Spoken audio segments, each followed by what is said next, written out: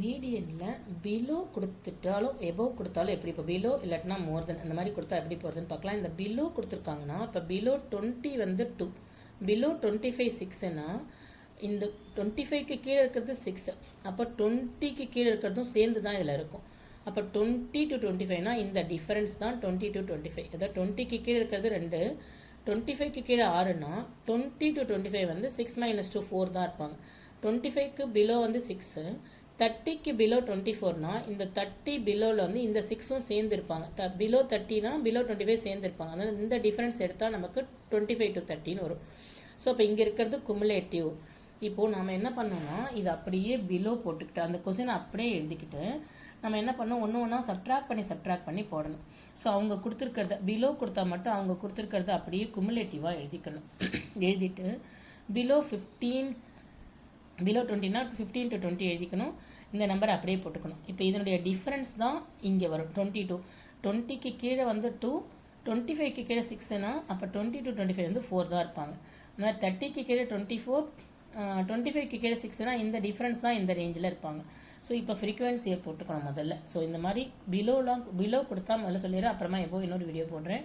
So below கொடுத்தா இங்கே இருக்கிறது குமுலேட்டிவ் ஃப்ரீக்வன்சியில் எழுதிக்கணும். இந்த டிஃபரன்ஸ் தான் ஃப்ரீக்வன்சி.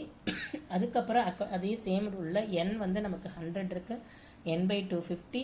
50th பர்சன் எங்கே வருவாங்கன்னு பார்த்தா 45க்கு அப்புறம் இந்த 33 நம்பர்ஸில் தான் 50 இருப்பாங்க. அதனால் இதுதான் மீடியன் கிளாஸ்.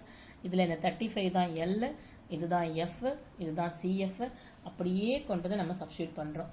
என்ன சப்ஸ்டியூட் பண்ணுவோம், L = 35, F = 33, CF = 45, n/2 வந்து 50, h வந்து 5. இதை கொண்டு அப்படியே மீடியன் ஃபார்முலாவில் சப்ஸ்டியூட் பண்ணலாம். L + n/2 - CF / F × h அப்படியே சப்ஸ்டியூட் பண்ணுறோம்.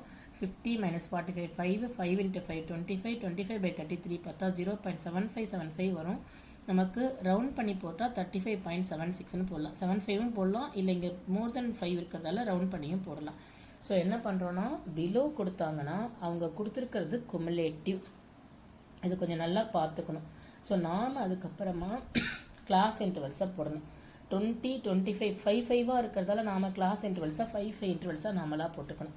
15 to 20, 20 to 25 இங்கே இருக்கிறத வச்சு தான் நம்ம போடணும். இவங்க 5 இருக்கிறதால நாமளும் கிளாஸ் இன்டர்வல்ஸாக 5 வச்சு போட்டுக்கிட்டு இந்த டிஃபரன்ஸை தான் இங்கே எழுதணும். ஃபஸ்ட்டு 2 போட்டுக்கணும், இந்த டிஃப்ரென்ஸ் இங்கே போட்டுக்கணும், இந்த டிஃப்ரென்ஸ் இங்கே போடணும். ஒன்றுடைய டிஃப்ரென்ஸ் தான் இங்கே. கொஞ்சம் மீனிங்ஃபுல்லாக பார்த்துக்கோங்க.